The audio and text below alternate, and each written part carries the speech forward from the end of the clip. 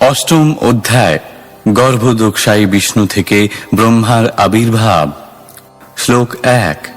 मैत्रेय उवाच सत्सेवनीयो बत पूर्ववंशो यल्लोकपालो भगवत्प्रधानः बभूविथेहाजितकीर्तिमालां पदे पदे नूतनयस्य भीक्ष्णम्। অনুবাদ। মহর্ষি মৈত্রেয় বিদুরকে বললেন, মহারাজ পুরুর রাজবংশ শুদ্ধ ভক্তদের সেবা করার যোগ্য, কেননা এই বংশের সন্তান সন্ততিরা পরমেশ্বর ভগবানের প্রতি অনুরক্ত। আপনিও এই পরিবারে জন্মগ্রহণ করেছেন। এটি অত্যন্ত আশ্চর্যের বিষয় যে আপনার প্রয়াসের ফলে পরমেশ্বর ভগবানের অপ্রাকৃত লীলাসমূহ প্রতিক্ষণ নবনবায়মানভাবে আস্বাদনযোগ্য হচ্ছে। তাৎপর্য: মহর্ষি মৈত্রেয় বিদুরকে ধন্যবাদ জানিয়েছিলেন এবং তার বংশের মহিমা উল্লেখ করে তার প্রশংসা করেছিলেন। পুরু বংশ ভগবত ভক্তে পরিপূর্ণ ছিল এবং তাই তা অত্যন্ত যশস্বী ছিল, যেহেতু তারা নির্বিশেষ ব্রহ্ম বা অন্তর্যামী পরমাত্মার প্রতি আসক্ত না হয়ে সরাসরিভাবে পরমেশ্বর ভগবানের প্রতি আসক্ত ছিলেন। তাই তারা ভগবান এবং তার শুদ্ধ ভক্তদের সেবা করার অধিকারী ছিলেন। যেহেতু বিদুর ছিলেন সেই বংশের একজন সন্তান, তাই তিনি স্বাভাবিকভাবেই ভগবানের নিত্য নতুন মহিমা প্রচারে যুক্ত ছিলেন। বিদুরের মতো যশস্বী ব্যক্তির সঙ্গ লাভ করে মৈত্রেয় আনন্দিত হয়েছিলেন। তিনি বিদুরের সৎসঙ্গ পরম বাঞ্ছনীয় বলে মনে করেছিলেন, কেননা এই প্রকার সঙ্গের প্রভাবে ভগবত ভক্তির সুপ্ত প্রবৃত্তি অচিরেই জাগরিত হয়। শ্লোক ২। सोऽहनृणां क्षुल्लसुखाय दुःखं महद्गतानां विरमाय तस्य प्रवर्तये भागवतं पुराणं यदाह साक्षात् भगवान् ऋषिभ्यः। অনুবাদ। আমি এখন ভাগবত পুরাণ কীর্তন করব, যা অতি অল্প সুখের আশায় মহাদুঃখের পতিত জীবদের মঙ্গল সাধনের জন্য স্বয়ং পরমেশ্বর ভগবান মহান ঋষিদের শুনিয়েছিলেন। তাৎপর্য: মহর্ষি মৈত্রেয় শ্রীমদ্ ভাগবত শোনাবার প্রস্তাব করেছিলেন, কেননা তা মানব সমাজের সব রকম সমস্যার সমাধানের জন্য বিশেষভাবে সংকলিত হয়েছিল এবং গুরু পরম্পরা ধারায় নিরবচ্ছিন্নভাবে প্রবাহিত হচ্ছে। ভাগ্যবান ব্যক্তিরাই কেবল ভগবানের শুদ্ধ ভক্তের সান্নিধ্যে শ্রীমদ্ ভাগবত শ্রবণ করার সৌভাগ্য অর্জন করেন। মায়ার মোহময়ী প্রভাবে অতি অল্প বিষয় সুখের জন্য জীব নানা রকম দুঃখ দুর্দশার বন্ধনে আবদ্ধ হয়ে রয়েছে। তারা সকাম কর্মের পরিণতি না জেনেই কর্মে লিপ্ত হয়। দেহাত্ম বুদ্ধির ভ্রান্ত ধারণার বশবর্তী হয়ে জীবসমূহ নানা প্রকার অনিত্য বিষয়ের প্রতি আসক্ত হয়। তারা মনে করে যে জড় বিষয়ে তারা চিরকাল প্রবৃত্ত থাকতে পারবে। জীবনের এই স্থূল ভ্রান্ত ধারণা এতই শক্তিশালী যে ভগবানের বহিরঙ্গা শক্তির প্রভাবে জীব জন্ম জন্মান্তরে নিরন্তর দুঃখ দুর্দশা ভোগ করতে থাকে। কেউ যদি গ্রন্থ ভাগবত এবং ভাগবত তত্ত্ববেত্তা ভক্ত ভাগবতের সান্নিধ্যে আসেন, তাহলে সেই ভাগ্যবান ব্যক্তি জড় জগতের বন্ধন থেকে মুক্ত হতে পারেন। তাই এই জগতের দুঃখ দুর্দশা ক্লিষ্ট মানুষদের প্রতি কৃপা পরবশ হয়ে শ্রী মৈত্রেয় মুনি আদ্যপান্ত শ্রীমদ্ ভাগবত কীর্তন করার প্রস্তাব করেছিলেন। শ্লোক ৩। आसीनमुर्व्यां भगवन्तमाद्यं सङ्कर्षणं देवमकुण्ठसत्त्वं विवित्सवस्तत्त्वमतः परस्य कुमारमुख्या मुनयोन्वपृच्छन्। অনুবাদ। কিছুকাল পূর্বে ঐকান্তিকভাবে জানতে ইচ্ছুক হয়ে চতুষ্ষণ শ্রেষ্ঠ সনত কুমার অন্যান্য মহর্ষিগণ সহ ঠিক আপনারই মতো ব্রহ্মাণ্ডের নিম্নভাগে আসীন শঙ্কর্ষণের কাছে বাসুদেব তত্ত্ব সম্বন্ধে প্রশ্ন করেছিলেন। তাৎপর্য: ভগবান স্বয়ং যে শ্রীমদ্ ভাগবত শুনিয়েছিলেন তা এখানে প্রমাণিত হয়েছে। এখানে বিশ্লেষণ করা হয়েছে কখন ও কাকে তিনি ভাগবত শুনিয়েছিলেন। বিদুর যেভাবে প্রশ্ন করেছিলেন তেমনি প্রশ্ন সনত কুমার প্রমুখ ঋষিরাও করেছিলেন এবং পরমেশ্বর ভগবান বাসুদেবের অংশ ভগবান শঙ্কর্ষণ সেই সব প্রশ্নের উত্তর দিয়েছিলেন। শ্লোক ৪। स्वमेवधिष्ण्यं बहुमानयन्तं यद्वासुदेवाभिधमामनन्ति प्रत्यग्धृताक्षाम्बुजकोशमीशदुन्मीलयन्तं विबुधोदयाय। অনুবাদ। সেই সময় ভগবান শঙ্কর্ষণ তার পরমারাধ্য ভগবানের ধ্যানে মগ্ন ছিলেন, যাকে অভিজ্ঞ ব্যক্তিরা বাসুদেব রূপে শ্রদ্ধা জ্ঞাপন করে থাকেন। কিন্তু সেই মহান ঋষিদের পারমার্থিক উন্নতি সাধনের জন্য তিনি নয়ন কমল ঈষৎ উন্মিলিত করে বলতে লাগলেন। শ্লোক 5। স্বর্ধুর্ন্যুদার্দ্রৈः स्वजटाकलापैः उपस्पृशन्तश्चरणोपधानम् पद्मं यदर्चन्त्यहिराजकन्याः सप्रेम नानाबलिभिर्वरार्थाः। অনুবাদ: ঋষিগণ গঙ্গার জলের মাধ্যমে সর্বোচ্চ লোক থেকে সর্বনিম্ন লোকে এসেছিলেন এবং তাই তাদের জটাসিক্ত ছিল।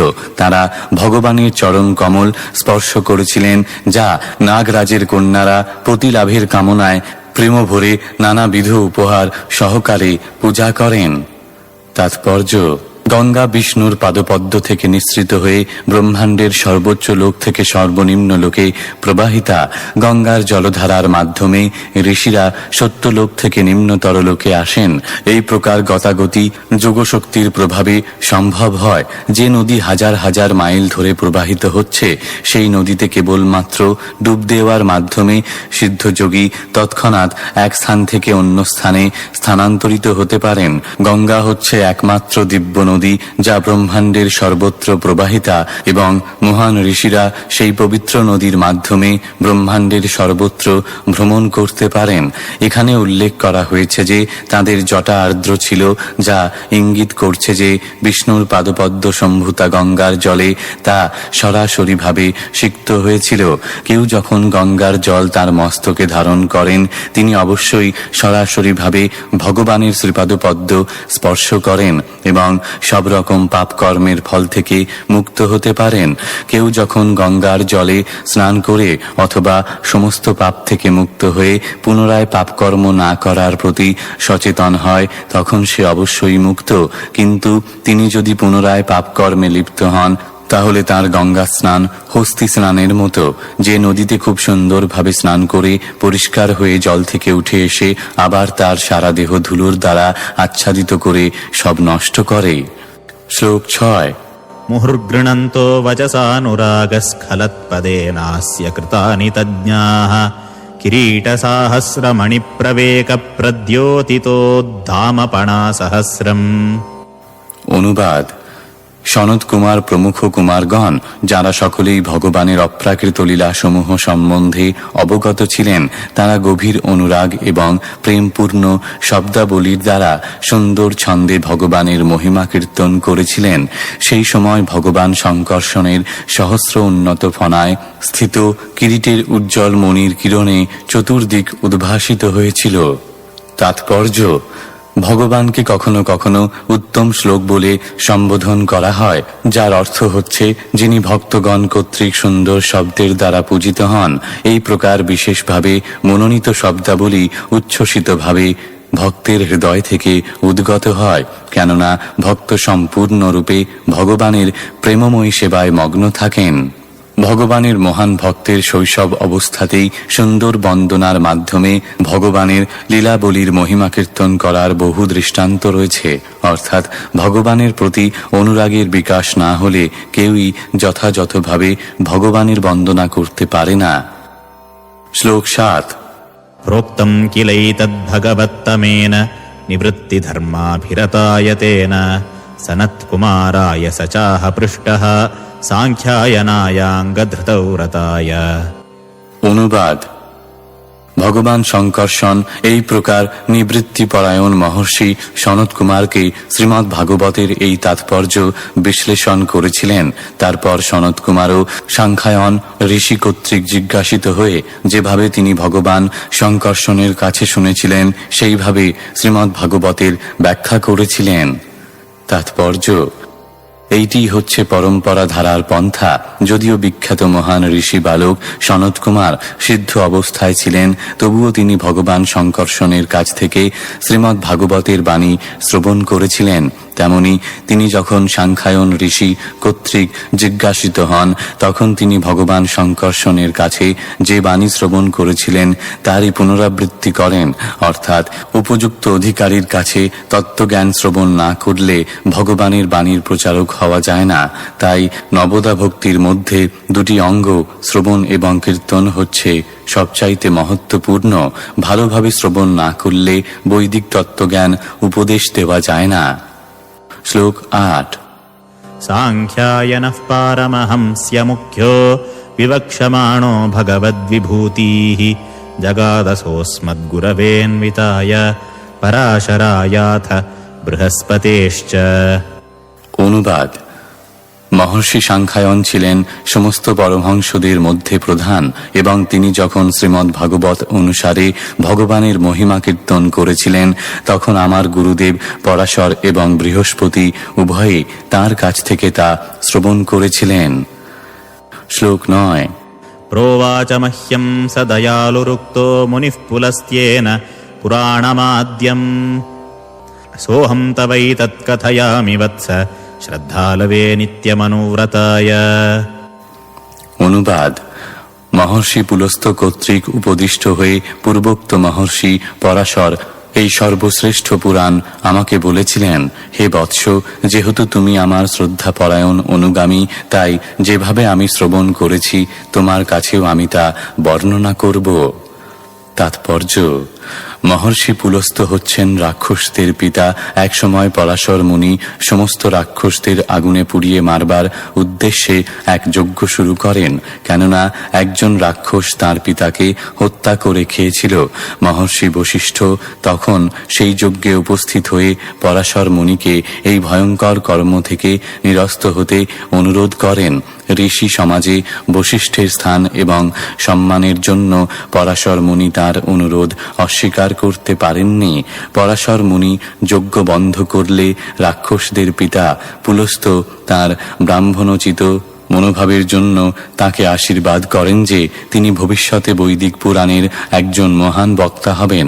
পুলস্ত্য পরাশরের কার্যের প্রশংসা করেছিলেন, কেননা পরাশর তাঁর ব্রাহ্মণোচিত ক্ষমাগুণে রাক্ষসদের ক্ষমা করেছিলেন।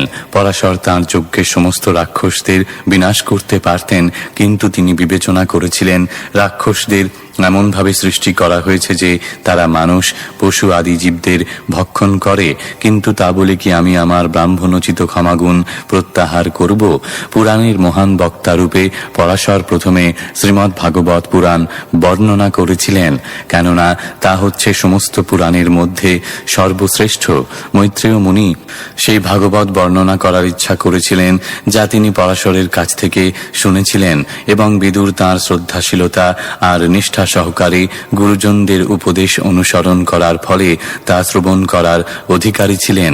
এইভাবে পরম্পরা ধারায় অনাদিকাল ধরে এমনকি ব্যাসদেবেরও পূর্বে শ্রীমদ্ ভাগবত বর্ণিত হয়েছে। তথাকথিত ঐতিহাসিকেরা বলে যে পুরাণ সমূহ মাত্র কয়েকশো বছরের পুরানো, কিন্তু প্রকৃতপক্ষে জড়বাদী এবং মনোধর্মী দার্শনিকদের সমস্ত ঐতিহাসিক গণনার বহু পূর্ব থেকে, অর্থাৎ অনাদিকাল ধরে এই পুরাণ সমূহ বিদ্যমান।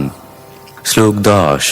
उदाप्लुतं विश्वमिदं तदासीत् यन्निद्रया मीलितदृङ्यमीलयत् अधीन्द्रतल्पेऽधिशयान एकः कृतक्षणः स्वात्मरतौ निरीहः।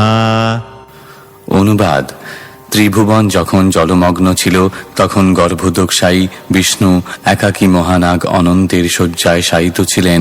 যদিও প্রতীত হচ্ছিল যে তিনি বহিরঙ্গা শক্তির ক্রিয়ার অতীত তার অন্তরঙ্গা শক্তিতে নিদ্রিত ছিলেন, তবুও তার নেত্র পূর্ণরূপে নিমীলিত ছিল না। তাৎপর্য: ভগবান তাঁর অন্তরঙ্গা শক্তির দ্বারা নিত্যকাল অপ্রাকৃত আনন্দ আস্বাদন করেন, কিন্তু তাঁর বহিরঙ্গা শক্তির ক্রিয়া জড় জগতের প্রলয়ের সময় নিলম্বিত থাকে। শ্লোক 11। सोऽन्तः शरीरेऽर्पितभूतसूक्ष्मः कालात्मिकां शक्तिमुदीरयाणः उवास तस्मिन् सलिले पदे स्वे यथा नलो दारुणिरुद्धवीर्यः। অনুবাদ: ঠিক যেমন কাঠের মধ্যে আগুনের দাহিকা শক্তি থাকে, তেমনি ভগবান সমস্ত জীবেদের তাদের সূক্ষ্ম শরীরে নিমজ্জিত করে প্রলয় বাড়িতে অবস্থান করেছিলেন। তিনি তার নিজের দ্বারা সংবর্ধিত কাল নামক শক্তিতে শয়ন করেছিলেন। তাৎপর্য: স্বর্গ, মর্ত ও পাতাল এই ত্রিভুবন যখন প্রলয়ের জলে লীন হয়ে যায়, তখন কাল নামক শক্তির সাহায্যে ত্রিলোকের সমস্ত জীব তাদের সূক্ষ্ম শরীরে অবস্থান করে।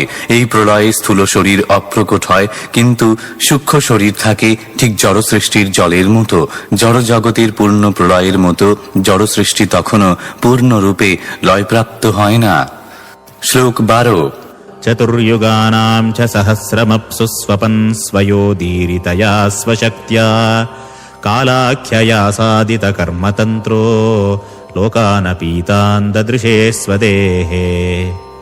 অনুবাদ: ভগবান তাঁর অন্তরঙ্গা শক্তিতে সহস্র চতুর্যুগ শয়ন করেছিলেন এবং তাঁর বহিরঙ্গা শক্তির দ্বারা প্রতীত হয়েছিল যেন তিনি জলের মধ্যে শয়ন করে আছেন। যখন কাল শক্তির দ্বারা প্রেরিত হয়ে জীবসমূহ তাদের সকাম কর্মের বিকাশ করার জন্য বেরিয়ে আসতে শুরু করে, তখন ভগবান তাঁর চিন্ময় দেহকে নীলাভ রূপে দর্শন করলেন। তাৎপর্য: বিষ্ণু পুরাণে কাল শক্তিকে অবিদ্যা বলে উল্লেখ করা হয়েছে। কাল শক্তির লক্ষণ হচ্ছে যে তার প্রভাবে জীব জড় জগতে সকাম কর্মে লিপ্ত হয়। ভগবদ গীতায় সকাম কর্মীদের মূঢ় বলে বর্ণনা করা হয়েছে। এই প্রকার মূঢ় জীবেরা অন্তহীন বন্ধনে সাময়িক লাভের জন্য কর্ম করতে অত্যন্ত উৎসাহী। কেউ যদি তার সন্তান সন্ততিদের জন্য অনেক ধনসম্পদ রেখে যেতে সক্ষম হয়, তাহলে সে নিজেকে অত্যন্ত বুদ্ধিমান বলে মনে করে এবং এই সমস্ত কার্যকলাপ যে তাকে জড় জগতের বন্ধনে চিরকালের জন্য আবদ্ধ করে রাখবে, সেই কথা না জেনে এই অনিত্য লাভের জন্য সে নানা রকম পাপকর্মে লিপ্ত হয়। এই প্রকার কলুষিত মনোবৃত্তির ফলে এবং পাপকর্মের ফলে জীব সমষ্টিকে নীলাভ বলে মনে হয়েছিল।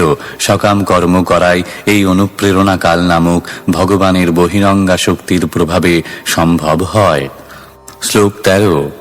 तस्यार्थसूक्ष्माभिनिविष्टदृष्टे अन्तर्गतोऽर्थो रजसा तनीयान् गुणेन कालानुगतेन विद्धः सूष्यंस्तदा विद्यत नाभिदेशात्। অনুবাদ: সৃষ্টির সূক্ষ্ম বিষয়ে ভগবানের মনোযোগ অভিনিবিষ্ট ছিল, যা রজগুণের দ্বারা ক্ষুবিত হয় এবং তার ফলে সৃষ্টির সূক্ষ্ম রূপ তার নাভিদেশ ভেদ করে উদ্ভূত হয়। শ্লোক 14। सपद्मकोशः सहसोदतिष्ठत् कालेन कर्म प्रतिबोधनेन स्वरोचिषा तत्सलिलं विशालं विद्रोतयन्नर्क इवात्मयोनिः। অনুবাদ: জীবের সকাম কর্মের এই সমগ্র স্বরূপ ভগবান শ্রীবিষ্ণুর নাভিভেদ করে একটি পদ্মের কলির মতো আকার ধারণ করে এবং ভগবানের ইচ্ছায় তা একটি সূর্যের মতো সবকিছুকে উদ্ভাসিত করে বিশাল প্রলয় বাড়ি শুকিয়ে দিল। শ্লোক 15। तल्लोकपद्मं स एव विष्णुः प्रावीविशत् सर्वगुणावभासं तस्मिन् स्वयं वेदमयो विधाता स्वयंभुवं यं स्म वदन्ति सोऽभूत्। অনুবাদ: সেই সর্বলোকময় পদ্মফুলে ভগবান বিষ্ণু স্বয়ং পরমাত্মা রূপে প্রবেশ করেন এবং এইভাবে যখন তা প্রকৃতির সমস্ত গুণের দ্বারা পরিপূর্ণ হয়, তখন বৈদিক জ্ঞানের মূর্ত বিগ্রহ, যাকে স্বয়ম্ভু বলা হয়, তিনি উৎপন্ন হয়েছিলেন। তাৎপর্য: সেই পদ্মফুলটি হচ্ছে জড়জগতে পরমেশ্বর ভগবানের বিরাট রূপ। তা প্রলয়ের সামনে পরমেশ্বর ভগবান বিষ্ণুর নাভিদেশে লীন হয়ে যায় এবং সৃষ্টি রচনার সময় প্রকাশিত হয়। তা গর্ভোদক সাই বিষ্ণুর প্রভাবে হয়, যিনি প্রত্যেক ব্রহ্মাণ্ডে প্রবেশ করেন। জড়া প্রকৃতির বন্ধনে আবদ্ধ জীবেদের সমগ্র সকাম কর্মের সমষ্টি হচ্ছে এই রূপ এবং তাদের মধ্যে ব্রহ্মাণ্ডের নিয়ন্ত্রণকারী প্রথম জীব ব্রহ্মা এই পদ্মফুল থেকে আবির্ভূত হন। এই প্রথম জীব অন্যান্য জীবেদের মতো নন এবং তার কোনো জড় পিতা নেই, তাই তাকে বলা হয় স্বয়ম্ভু, অর্থাৎ নিজে থেকেই যার জন্ম হয়েছিল। প্রলয়ের সময় তিনি নারায়ণের সঙ্গে নিদ্রা যান এবং পুনরায় যখন সৃষ্টি হয় তখন এইভাবেই তার আবার জন্ম হয়। এই বর্ণনায় তিনটি ধারণা নিহিত রয়েছে: স্থূল বিরাট রূপ, সূক্ষ্ম হিরণ্য গর্ভ এবং জড় সৃজনাত্মক শক্তি ব্রহ্মা। শ্লোক 16। তস্যাং চাম্ভোরুহকর্ণিকায়ামবস্থিতো লোকমপশ্যমানঃ পরিক্রমन् व्योम्नि নিবৃত্তনেত্র চত্বারি লেভেনুদিশং মুখানি। অনুবাদ: ব্রহ্মা পদ্মফুল থেকে আবির্ভূত হন এবং পদ্মের কর্ণিকায় অবস্থিত হওয়া সত্ত্বেও তিনি এই জগৎকে দর্শন করতে পারলেন না। তাই তিনি সর্বত্র ভ্রমণ করে চতুর্দিকে দৃষ্টিপাত করলেন এবং তার ফলে তিনি 4টি মুখ লাভ করলেন। শ্লোক 17। তস্যাদ্যুগান্তশ্বসনাবঘূর্ণ জলোর্মিচক্রাৎ সলিলাদ্বিরূঢ়ম উপাশ্রিতঃ কঞ্জমলোকতত্ত্বম নাত্মানমদ্ধাবিদদাদি দেবঃ। অনুবাদ: সেই পদ্মে সমাসীন ব্রহ্মা সৃষ্টি সম্বন্ধে, সেই পদ্ম সম্বন্ধে অথবা নিজের সম্বন্ধে যথাযথভাবে বুঝতে পারলেন না। কল্পান্তে প্রলয়কালীন বায়ু জলকে উদ্বেলিত করেছিল এবং উত্তাল তরঙ্গে সেই পদ্মটি ঘূর্ণিত হচ্ছিল। তাৎপর্য: ব্রহ্মা তার সৃষ্টি পদ্ম ও জগৎ সম্বন্ধে হতবুদ্ধি হয়েছিলেন। মানুষের সৌর বৎসরের গণনা করে যে যুগের পরিমিতি নির্ধারণ করা অসম্ভব, সেই 1 যুগ ধরে চেষ্টা করেও তিনি সেই সম্বন্ধে বুঝতে পারেননি। তাই বুঝতে হবে যে মনোধর্মী জল্পনা কল্পনার মাধ্যমে কখনোই জড় প্রকাশ এবং তার সৃষ্টির রহস্য হৃদয়ঙ্গম করা যায় না। মানুষের ক্ষমতা এতই সীমিত যে পরমেশ্বর ভগবানের সাহায্য ব্যতীত ভগবানের সৃষ্টি, স্থিতি ও প্রলয়ের ইচ্ছার রহস্য তার পক্ষে অবগত হওয়া সম্ভব নয়। শ্লোক 18। क एष योऽसावहमब्जपृष्ठ एतत्कुतो वाब्जमनन्यदप्सु अस्ति ह्यदास्तादिह किञ्चनैतदधिष्ठितं यत्र सतानुभाव्यम्। অনুবাদ: ব্রহ্মা তাঁর অজ্ঞানতা বশত ভাবতে লাগলেন, এই কমলের উপর বিরাজমান আমি কে? কোথা থেকে এইটি বিকশিত হয়েছে? এর নিচে জলের অভ্যন্তরে নিশ্চয়ই কিছু রয়েছে যার থেকে এই কমলটি উদ্ভূত হয়েছে। তাৎপর্য: সৃষ্টি সম্বন্ধে প্রথমে ব্রহ্মা যা অনুমান করেছিলেন তা আজও মনোধর্মীদের জল্পনা কল্পনার বিষয়। সবচাইতে বুদ্ধিমান ব্যক্তি হচ্ছেন তিনি, যিনি তার নিজেরও সমগ্র জগতের অস্তিত্বের কারণ অনুসন্ধান করার চেষ্টা করেন এবং এইভাবে তিনি পরম কারণ সম্বন্ধে জানবার প্রয়াস করেন। তার প্রচেষ্টা আদি তপশ্চর্যা ও অধ্যবসায় সহযোগে যথাযথভাবে সম্পাদিত হয়, তাহলে তিনি অবশ্যই সাফল্যমণ্ডিত হবেন। শ্লোক 19। स इत्थमुद्वीक्ष्य तदब्जनालनाढीभिरन्तर्जलमाविवेश नार्वाग्गतस्तत् खरनालनाभिं विचिन्वंस्तदविन्दताजः। অনুবাদ: এইভাবে বিচার করে ব্রহ্মা পদ্মনালীর ছিদ্র দিয়ে জলে প্রবেশ করলেন, কিন্তু সেই নালে প্রবেশ করে বিষ্ণুর নাভির নিকটবর্তী হওয়া সত্ত্বেও তিনি তার মূল খুঁজে পেলেন না। তাৎপর্য: ব্যক্তিগত প্রচেষ্টার মাধ্যমে কেউ ভগবানের নিকটবর্তী হতে পারেন, কিন্তু তা হলেও ভগবানের কৃপা ব্যতীত কেউই চরম লক্ষ্যে পৌঁছাতে পারে না। ভগবান সম্বন্ধে এই প্রকার অবগতি কেবল ভক্তির মাধ্যমেই সম্ভব, যে কথা প্রতিপন্ন করে ভগবদ গীতায় অধ্যায় 18 শ্লোক 55 বলা হয়েছে: ভক্তা মামভিজানাতি যাবান যস্যাসি তত্তত। শ্লোক 20। तमस्य पारे विदुरात्मसर्गं विचिन्वतो भूत्सु महां श्रिणेमिः यो देहभाजां भयमीरयाणः परीक्षिणोत्यायुरजस्य हेतिः।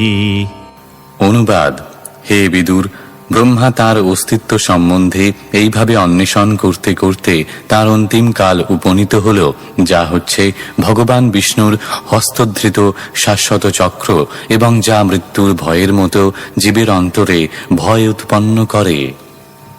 শ্লোক 21। ततो निवृत्तो प्रतिलब्धकामः स्वधिष्ण्यमासाद्य पुनः स देवः शनैर्जितश्वासनिवृत्तचित्तोऽन्यशीद दारूढसमाधियोगः। অনুবাদ: তারপর অভীষ্ট লক্ষ্য লাভে অকৃতকার্য হয়ে তিনি সেই অন্বেষণ থেকে বিরত হয়ে সেই পদ্মের উপর ফিরে গেলেন। এইভাবে সমস্ত ইন্দ্রিয় বিষয় থেকে নিবৃত্ত হয়ে তিনি তার মনকে পরমেশ্বর ভগবানের চিন্তায় কেন্দ্রীভূত করেন। তাৎপর্য: পরম কারণের প্রকৃতি সবিশেষ, নির্বিশেষ অথবা প্রাদেশিক সেই সম্বন্ধে সাধকের যথাযথ জ্ঞান না থাকলেও সমাধির প্রক্রিয়ার সমগ্র কারণের পরম কারণের উপর মনকে একাগ্রীভূত করতে হয়। পরমেশ্বরের উপর মনকে একাগ্রীভূত করা অবশ্যই ভক্তিযোগের একটি রূপ। ইন্দ্রিয় তৃপ্তির প্রচেষ্টা থেকে নিবৃত্ত হয়ে পরম কারণে চিত্তকে একাগ্রীভূত করা আত্মসমর্পণেরই একটি লক্ষণ, এবং এই শরণাগতি হচ্ছে ভগবত ভক্তির নিশ্চিত লক্ষণ। যে সমস্ত জীব তাদের অস্তিত্বের চরম কারণ সম্বন্ধে অবগত হওয়ার অভিলাষী, তাদের প্রত্যেককেই ভগবত ভক্তিতে যুক্ত হওয়া আবশ্যক। শ্লোক 22। कालेन सोजः पुरुषायुषाभिः प्रवृत्तयोगेन विरूढबोधः स्वयं तदन्तर्हृदयेव भातम् उपश्यता पश्यत यन्न पूर्वम्। অনুবাদ: ব্রহ্মার 100 বৎসর পরে তার ধ্যান যখন পূর্ণ হল, তখন তিনি অভীষ্ট জ্ঞান লাভ করেছিলেন, এবং তার ফলে তিনি তার অন্তরের অন্তঃস্থলে পরম পুরুষকে দর্শন করেছিলেন, তার মহান প্রচেষ্টা সত্ত্বেও, যাকে তিনি পূর্বে দর্শন করতে পারেননি। তাৎপর্য: পরমেশ্বর ভগবানকে ভক্তির দ্বারাই কেবল উপলব্ধি করা যায়। মনোধর্মী জল্পনা কল্পনার ব্যক্তিগত প্রয়াসের দ্বারা কখনোই তাকে জানা সম্ভব নয়। ব্রহ্মার আয়ুর গণনা করা হয় দিব্য যুগের মাধ্যমে, যা মানুষদের সৌরবৎসরের গণনা থেকে ভিন্ন। ভগবদ গীতায় অধ্যায় 8 শ্লোক 17 দিব্য বৎসরের গণনা করে বলা হয়েছে, সহস্র যুগ পর্যন্ত মহর্যদ ব্রহ্মণ বিদু।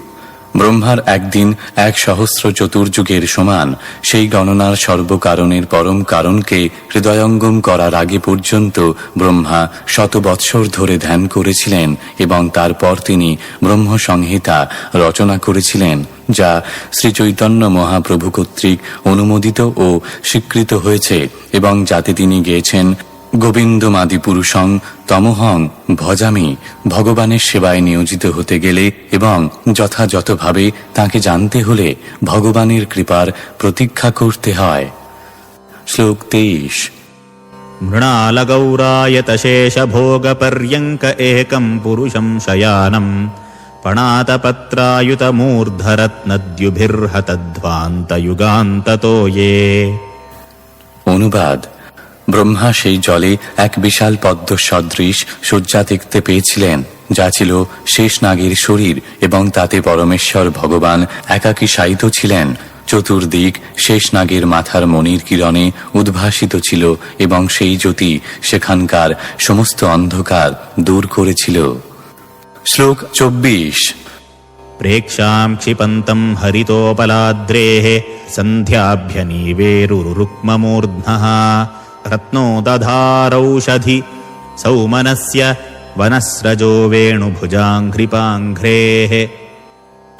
অনুবাদ: ভগবানের চিন্ময় শরীরের ক্লান্তি প্রবাল পর্বতের সৌন্দর্যকে উপহাস করছিল। সেই প্রবালের পর্বত সান্ধ্য আকাশের দ্বারা অত্যন্ত সুন্দরভাবে সজ্জিত ছিল, কিন্তু ভগবানের পীতবসন সেই সৌন্দর্যকে উপহাস করছিল। পর্বতের চূড়াটি স্বর্ণময় ছিল, কিন্তু ভগবানের মণিরত্ন খচিত মুকুট সেই পর্বতের সুবর্ণময় শৃঙ্গকে উপহাস করছিল।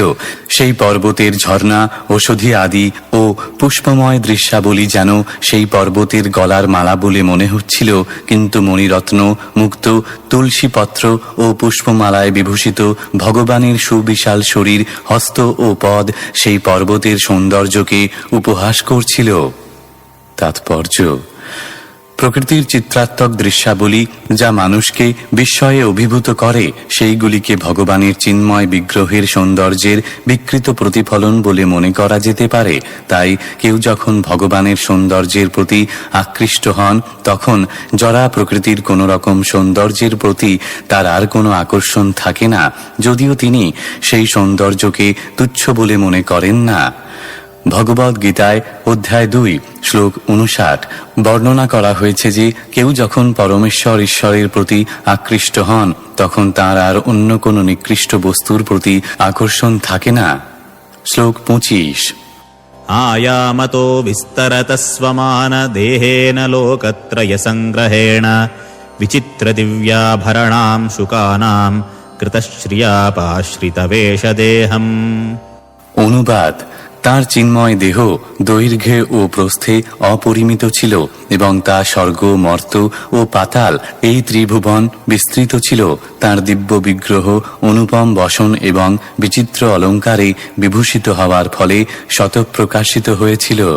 তাৎপর্য: পরমেশ্বর ভগবানের অপ্রাকৃত দেহের দৈর্ঘ্য ও প্রস্থ কেবল তার নিজের মাপ অনুসারেই মাপা যেতে পারে, কেননা তিনি সমগ্র জগৎ জুড়ে পরিব্যাপ্ত। জরা প্রকৃতির সৌন্দর্য তাঁর স্বীয় সৌন্দর্যেরই ফলশ্রুতি, তবুও তিনি তাঁর দিব্য বৈচিত্র্য প্রমাণ করার জন্য সর্বদা অত্যন্ত সুন্দর বস্ত্র অলঙ্কার ধারণ করেন, যা পারমার্থিক জ্ঞান বৃদ্ধির জন্য অত্যন্ত গুরুত্বপূর্ণ।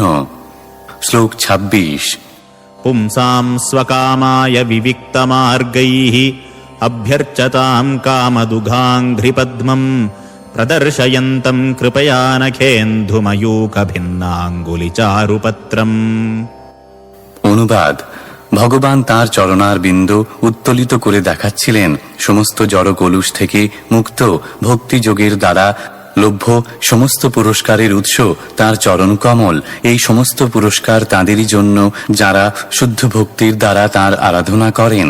তাঁর হস্ত ও চরণের চন্দ্র সদৃশ নখ থেকে বিচ্ছুরিত অপ্রাকৃত জ্যোতির প্রভা ফুলের পাপড়ির মতো মনে হচ্ছিল।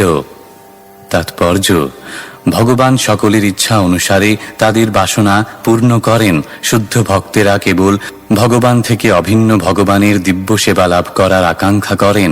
তাই শুদ্ধ ভক্তদের একমাত্র কাম্য ভগবানই, আর ভগবত ভক্তি কেবল ভগবানের কৃপা লাভ করার একমাত্র নিষ্কলুষ পন্থা। শ্রীলরূপ গোস্বামী ভক্তি রসামৃত সিন্ধু গ্রন্থে কাণ্ড 1 অধ্যায় 1 শ্লোক 11 বলেছেন যে শুদ্ধ ভগবত ভক্তি জ্ঞান কর্মাদ্যনাবৃতম, অর্থাৎ শুদ্ধ ভক্তিতে মনোধর্মী জ্ঞান ও সকাম কর্মের লেশমাত্র নেই। এই শুদ্ধ ভক্তি পরমেশ্বর ভগবান শ্রীকৃষ্ণের ব্যক্তিগত সান্নিধ্যের মতো সর্বোচ্চ ফল প্রদানে সক্ষম। গোপাল তাপনী উপনিষদ অনুসারে ভগবান তাঁর শ্রীপাদপদ্মের শত সহস্র পাপড়ির মধ্যে কেবল একটি দর্শন করিয়েছিলেন। সেখানে বলা হয়েছে, ব্রাহ্মণঃ শাবন বরতং মে ধাত স্তুত পরার্ধান্তে সহবুদ্ধত গোপবেশ মে পুরস্তাৎ আবির্বভুব। কোটি কোটি বছর ধরে মায়ার আবরণ ভেদ করার পর ব্রহ্মা গোপ বেশধারী পরমেশ্বর ভগবান শ্রীকৃষ্ণের অপ্রাকৃত রূপ দর্শন করতে পেরেছিলেন এবং তার ফলে তিনি তার অভিজ্ঞতা ব্রহ্মসংহিতার প্রসিদ্ধ স্তোত্রে লিপিবদ্ধ করেছেন। গোবিন্দমাদি পুরুষং তমুহং ভজামি। শ্লোক 27 मुखेन लोकार्तिहरस्मितेन परिस्फुरत्कुण्डलमण्डितेन शोणायितेनाधरबिम्बसा प्रत्यर्हयन्तं सुनसेन शुभ्रवा। অনুবাদ: তিনি তার সুন্দর হাসির দ্বারা ভক্তদের সেবা গ্রহণ করে তাদের ক্লেশ দূর করেন। কুণ্ডল শোভিত তার মুখমণ্ডলের প্রতিবিম্ব অত্যন্ত মনোহর, কেননা তা তার অধরের কিরণ এবং তার নাসিকা ও ভ্রুযুগলের সৌন্দর্যের দ্বারা উদ্ভাসিত ছিল। তাৎপর্য: ভগবত ভক্তি ভক্তের কাছে ভগবানকে ঋণী করে। পারমার্থিক ক্রিয়াকলাপের বিভিন্ন ক্ষেত্রে বহু পরমার্থবাদী রয়েছেন, কিন্তু ভগবত ভক্তি অতুলনীয়। ভগবত ভক্ত তাঁর সেবার বিনিময়ে ভগবানের কাছ থেকে কোনো কিছুই চান না। এমনকি ভগবান যদি পরম কাম্য মুক্তিও প্রদান করেন, তাও ভগবত ভক্ত প্রত্যাখ্যান করেন। তার ফলে ভগবান ভক্তদের কাছে ঋণী থাকেন এবং তিনি কেবল তাঁর চির মনোহর হাসির দ্বারা তাদের সেই ঋণ পরিশোধ করার চেষ্টা করতে পারেন। ভক্তেরা ভগবানের হাস্যোজ্জ্বল মুখমণ্ডল দর্শন করেই চিরকাল তৃপ্ত থাকেন এবং হর্ষিত হন। ভক্তদের এইভাবে আনন্দিত হতে দেখে ভগবানও তৃপ্ত হন। এইভাবে ভগবান ও তাঁর ভক্তদের মধ্যে সেবা এবং সেই সেবার স্বীকৃতির বিনিময়ের অপ্রাকৃত প্রতিযোগিতা চলতেই থাকে। শ্লোক 28। कदम्बकिञ्जल्कपिशङ्गवाससा स्वलङ्कृतम् मेखलया नितम्बे हारेण चानन्तधनेन वत्स श्रीवत्सवक्षस्थलवल्लभेन। অনুবাদ: হে প্রিয় বিদুর, ভগবানের নিতম্ব দেশ কদম্ব ফুলের কেশর বর্ণের রেণুর মতো পীতবর্ণের বসনের দ্বারা আচ্ছাদিত ছিল এবং তাকে বেষ্টন করেছিল অত্যন্ত সুন্দরভাবে অলঙ্কৃত একটি মেখলা। তার বক্ষস্থল শ্রীবৎস চিহ্ন এবং এক অমূল্য কণ্ঠহারের দ্বারা বিভূষিত ছিল। শ্লোক 29। परार्ध्यकेयूरमणिप्रवेकपर्यस्तदोर्दण्डसहस्रशाखम् अव्यक्तमूलम् भुवनाङ्घ्रिपेन्द्रमहीन्द्रभोगैरधिवीतवल्यम्। অনুবাদ: চন্দন বৃক্ষ যেমন সুগন্ধ পুষ্প ও শাখাসমূহের দ্বারা সুশোভিত হয়, তেমনি ভগবানের শ্রীবিগ্রহ মূল্যবান মণিরত্ন ও মুক্তাসমূহের দ্বারা অলঙ্কৃত ছিল। তিনি হচ্ছেন শত সহস্র শাখা সমন্বিত অব্যক্ত মূল বৃক্ষের মতো। তিনি জগতের অন্য সকলের প্রভু। চন্দন বৃক্ষ যেমন বহু সর্পের দ্বারা বেষ্টিত থাকে, তেমনি ভগবানের শ্রীঅঙ্গ অনন্ত দেবের ফণার দ্বারা আচ্ছাদিত ছিল। তাৎপর্য: এখানে অব্যক্ত মূলম শব্দটি তাৎপর্যপূর্ণ। সাধারণত বৃক্ষের মূল কেউ দেখতে পায় না, ভগবান স্বয়ংই হচ্ছেন মূল, কেননা তিনি নিজে ছাড়া তাঁর স্থিতির অন্য আর কোনো কারণ নেই। বেদে বলা হয়েছে যে ভগবান হচ্ছেন শাস্ত্রয়াশ্রয়, অর্থাৎ তিনি নিজেই তাঁর আশ্রয় এবং তাছাড়া তাঁর আর অন্য কোনো আশ্রয় নেই। তাই অব্যক্ত শব্দের দ্বারা পরমেশ্বর ভগবানকেই ইঙ্গিত করা হয়েছে, অন্য আর কাউকে নয়। শ্লোক 30। चराचरौको भगवन्महीध्रः महीन्द्रबन्धुम् सलिलोपगूढम् किरीटसाहस्रहिरण्यशृङ्गमाविर्भवत् कौस्तुभरत्नगर्भम्। অনুবাদ: বিশাল পর্বতের মতো ভগবান সমস্ত স্থাবর ও জঙ্গম জীবসমূহের নিবাস রূপে শোভা পাচ্ছিলেন। তিনি সর্পদের বন্ধু, কেননা শ্রী অনন্তদেব তাঁর সখা। পর্বতের যেমন শত সহস্র শিখর আছে, তেমনি ভগবান শত সহস্র মুকুট শোভিত অনন্ত নাগের ফণার দ্বারা বিভূষিত ছিলেন এবং পর্বত যেমন কখনো কখনো মণিরত্নে পূর্ণ থাকে, তেমনি ভগবানের অপ্রাকৃত শ্রীবিগ্রহ মূল্যবান রত্নসমূহের দ্বারা পূর্ণরূপে বিভূষিত ছিল। পর্বত যেমন কখনো কখনো সমুদ্রের জলে নিমজ্জিত হয়, তেমনি ভগবানও কখনো কখনো প্রলয় বাড়িতে নিমজ্জিত হচ্ছিলেন। শ্লোক 31।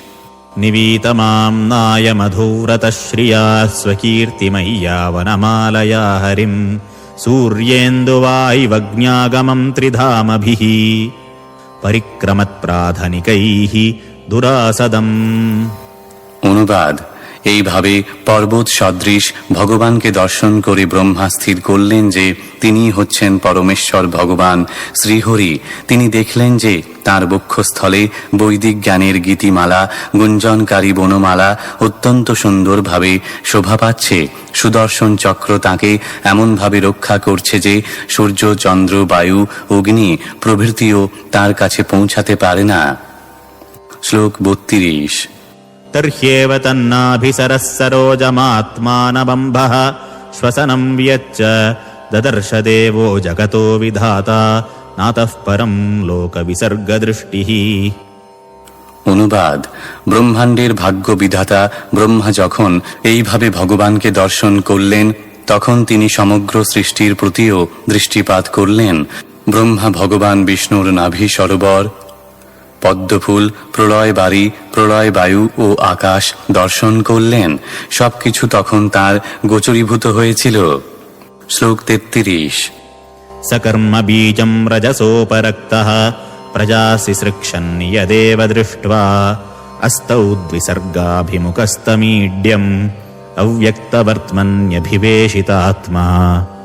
অনুবাদ: এইভাবে রজগুণের দ্বারা প্রণোদিত হয়ে ব্রহ্মা সৃষ্টি করতে অনুপ্রাণিত হন এবং তারপর পরমেশ্বর ভগবান কর্তৃক নির্দিষ্ট সৃষ্টির 5টি কারণ দর্শন করে তিনি সৃজনমুখ মনোবৃত্তির অভীষ্ট মার্গে তাঁর সশ্রদ্ধ প্রার্থনা নিবেদন করতে শুরু করলেন।